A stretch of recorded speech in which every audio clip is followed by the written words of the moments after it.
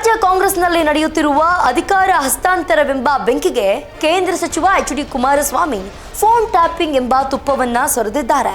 CM ಸಿದ್ದರಾಮಯ್ಯನವರು DK Shivakumar ಅವರ phone ಕದ್ದಾಲಿಕೆ ಮಾಡಿದ್ದಾರೆ ಎಂಬ ವಿಪಕ್ಷ ನಾಯಕ ಆರ್ ಅಶೋಕ್ ಹಾಗೂ ಕುಮಾರಸ್ವಾಮಿಯವರ ಗಂಭೀರ ಆರೋಪ ರಾಜ್ಯ ರಾಜಕಾರಣದಲ್ಲಿ ಸಂಚಲನ ಸೃಷ್ಟಿಸಿದೆ. ಸದ್ಯ ಇದು ಸಿದ್ದರಾಮಯ್ಯ ಹಾಗೂ ಕುಮಾರಸ್ವಾಮಿ ಅವರ ನಡುವಿನ ಇನ್ನೊಂದು ಮಾತಿನ ಸಮರಕ್ಕೆ ಸಾಕ್ಷಿಯಾಗಿದೆ.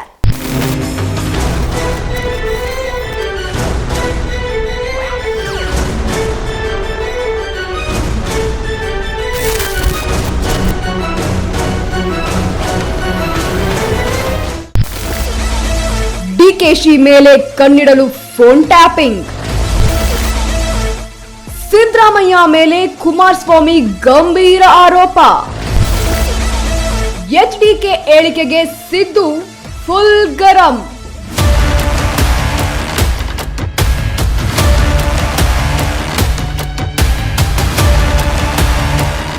ಹೌದು ವೀಕ್ಷಕರೇ, ಉಪಮುಖ್ಯಮಂತ್ರಿ ಡಿಕೆ ಶಿವಕುಮಾರ್ ಅವರ ಮೇಲೆ ಕಣ್ಣಿಡಲು ಫೋನ್ ಕದಲಿಕೆ ನಡೀತಾ ಇದೆ ಎಂದು ವಿರೋಧ ಪಕ್ಷದ ನಾಯಕರಾದಂತಹ ಆರ್ ಅಶೋಕ್ ಮತ್ತು ಕೇಂದ್ರ ಸಚಿವ ಎಚ್.ಡಿ. ಕುಮಾರಸ್ವಾಮಿ ಅವರು ಸಿಎಂ ಸಿದ್ದರಾಮಯ್ಯ ವಿರುದ್ಧ ಗಂಭೀರವಾದಂತಹ ಆರೋಪವನ್ನ ಮಾಡಿದರು. ಈ ಹೇಳಿಕೆ ಸಾಮಾಜಿಕ ಜಾಲತಾಣ ಎಕ್ಸ್ ನಲ್ಲಿ ಪೋಸ್ಟ್ ಮಾಡಿ ಸಿದ್ದರಾಮಯ್ಯ ತಿರುಗೇಟನ್ನ ನೀಡಿದ್ದಾರೆ.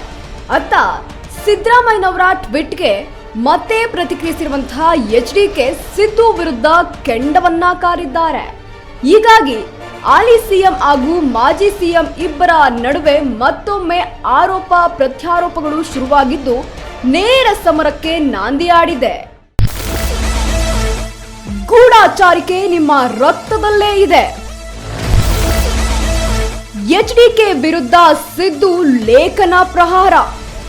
ತಮ್ಮ ವಿರುದ್ಧದ ಕುಮಾರಸ್ವಾಮಿ ಅವರ ಫೋನ್ ಕದಲಿಕೆ ಹೇಳಿಕೆ ಬಗ್ಗೆ ಲೇಖನ ಪ್ರಹಾರ ನಡೆಸಿದ್ದ ಸಿದ್ದರಾಮಯ್ಯ, ಗೂಢಾಚಾರಿಕೆ ನಿಮಗೇನು ಹೊಸತಲ್ಲ, ಅದು ನಿಮ್ಮ ರಕ್ತದಲ್ಲೇ ಇದೆ ಎಂದು ಮಾಜಿ ಪ್ರಧಾನಿ ಎಚ್.ಡಿ. ದೇವೇಗೌಡರ ಕಾಲದ ಹಳೆಯ ಘಟನೆ ನೆನಪಿಸಿ ತಿರುಗೇಟನ್ನ ನೀಡಿದ್ದಾರೆ. ಕೇಂದ್ರ ಸಚಿವ ಕುಮಾರಸ್ವಾಮಿ ಅವರಿಗೆ ಫೋನ್ ಕದಲಿಕೆಯಂತಹ ಗೂಢಾಚಾರಿಕೆಯ ಪಾಠವನ್ನ ಅವರ ಪೂಜ್ಯ ತಂದೆಯವರೇ ಹೇಳಿಕೊಟ್ಟಿರಬಹುದು.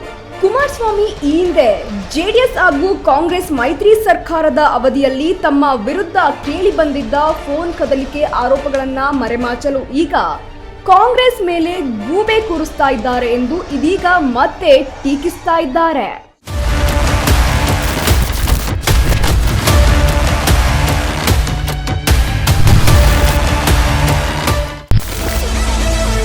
ಕನ್ನಡಿಗರಿಗೆ ದೇವೇಗೌಡರಿಂದ ನಷ್ಟ. ಎಚ್ಡಿಡಿ ವಿರುದ್ಧವೂ ಟಗರು ಗುಟುರು. ಇನ್ನು ತನ್ನನ್ನು ಪ್ರಧಾನಿ ಮಾಡಿದ ಕಾಂಗ್ರೆಸ್ ಪಕ್ಷದ ಅಧ್ಯಕ್ಷರಾದಂತಹ ಸೀತಾರಾಮ್ ಕೇಸರಿ ಅವರ ವಿರುದ್ಧವೇ ದೇವೇಗೌಡರು ಗೂಢಾಚಾರಿಕೆಯನ್ನ ಮಾಡಿದ್ರು. ಇದೇ ಕಾರಣಕ್ಕೆ ಕಾಂಗ್ರೆಸ್ ಪಕ್ಷವು ದೇವೇಗೌಡರ ಸರ್ಕಾರಕ್ಕೆ ನೀಡಿದ ಬೆಂಬಲವನ್ನ ಅಂದು ವಾಪಸ್ ಪಡೆದಿತ್ತು. ಇದು ಇತಿಹಾಸದ ಪುಟಗಳಲ್ಲಿ ದಾಖಲಾಗಿದೆ. ಅಂದು ದೇವೇಗೌಡರು ಮಾಡಿದ ಆ ಒಂದು ಸಣ್ಣತನ ಮತ್ತು ಅಪನಂಬಿಕೆಯ ರಾಜಕಾರಣದಿಂದಾಗಿ ಒಬ್ಬ ಕನ್ನಡಿಗ ಪ್ರಧಾನಿ ಹುದ್ದೆಯಲ್ಲಿ ಸುದೀರ್ಘ ಕಾಲ ಮುಂದುವರಿಯುವ ಅವಕಾಶ ತಪ್ಪಿ ಹೋಯಿತು. ಇದು ಕನ್ನಡಿಗರಿಗೆ ಆದ ದೊಡ್ಡ ನಷ್ಟ ಮತ್ತು ವಿಷಾದನೀಯ ವಾಸ್ತವ ಎಂದು ಎಚ್ಡಿಡಿ ವಿರುದ್ಧವೂ ಸಿದ್ದರಾಮಯ್ಯ ಇದೀಗ ಕಿಡಿಕಾರಿದ್ದಾರೆ. ಕದ್ದಲಿಕೆ ಕಾಂಗ್ರೆಸ್ಸಿಗರ ರಕ್ತಗತ ಗುಣ. ಸಿದ್ದು ವಿರುದ್ಧ ಗುಡುಗಿದ ಎಚ್ಡಿಕೆ. ಇನ್ನು ಸಿದ್ದರಾಮಯ್ಯನವರ ಪ್ರತಿಕ್ರಿಯೆಗೆ ಮತ್ತೆ ತಿರುಗೇಟು ನೀಡಿದ ಕುಮಾರಸ್ವಾಮಿ, ನಾನು ಫೋನ್ ಕದಲಿಕೆ ಮಾಡುವ ಆಗಿದ್ದಿದ್ರೆ ನನ್ನ ಮುಖ್ಯಮಂತ್ರಿ ಹುದ್ದೆ ಹೋಗ್ತಾ ಇರಲಿಲ್ಲ. ಹೇಗಾದ್ರೂ ಮಾಡಿ ಅಧಿಕಾರವನ್ನ ಉಳಿಸ್ಕೊಳ್ತಾ ಇದ್ದೆ. ಫೋನ್ ಕದಲಿಕೆ ಮಾಡಿ ಅಧಿಕಾರ ಉಳಿಸಿಕೊಳ್ಳುವ ಯಾವ ಅವಶ್ಯಕತೆಯೂ ನನಗಿರಲಿಲ್ಲ. ಬಹುಶಃ ನಿಮಗೆ ಪಾಪ ಪ್ರಜ್ಞೆ ಕಾಡ್ತಾ ಇರಬಹುದು. ಕದಲಿಕೆ ಎನ್ನುವುದು ಕಾಂಗ್ರೆಸ್ಸಿಗರ ರಕ್ತಗತ ಗುಣ ಎಂದು ಇದೀಗ ಗುಡುಗಿದ್ದಾರೆ.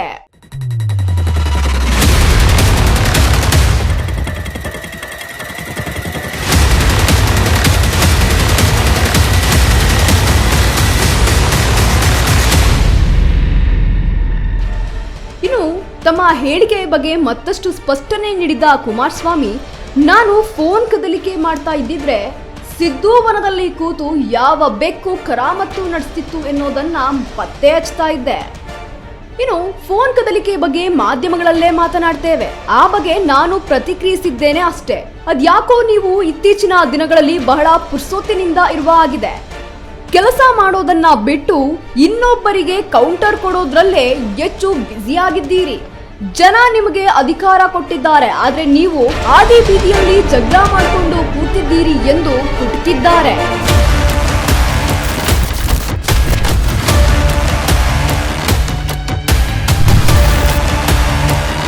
ಇನ್ನು ಫೋನ್ ಟ್ಯಾಪಿಂಗ್ ಎಂಬ ವಿಚಾರ ಸಿಎಂ ಸಿದ್ದರಾಮಯ್ಯ ಹಾಗೂ ಮಾಜಿ ಸಿಎಂ ಕುಮಾರಸ್ವಾಮಿ ನಡುವೆ ಮತ್ತೊಂದು ಸುತ್ತಿನ ಮಾತಿನ ಸಮರಕ್ಕೆ ವೇದಿಕೆಯಾಗಿದೆ.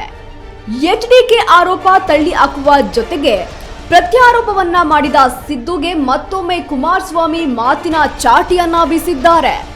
ಬಜೆಟ್ ತಯಾರಿಯಲ್ಲಿರುವ ಸಿಎಂ ಸಿದ್ದರಾಮಯ್ಯ ಸದ್ಯಕ್ಕೆ ಸೈಲೆಂಟ್ ಆಗ್ತಾರಾ ಅಥವಾ ಮತ್ತೊಮ್ಮೆ ತಿರುಗೇಟು ನೀಡ್ತಾರಾ ಅನ್ನೋದೇ ಸದ್ಯದ ಕುತೂಹಲ.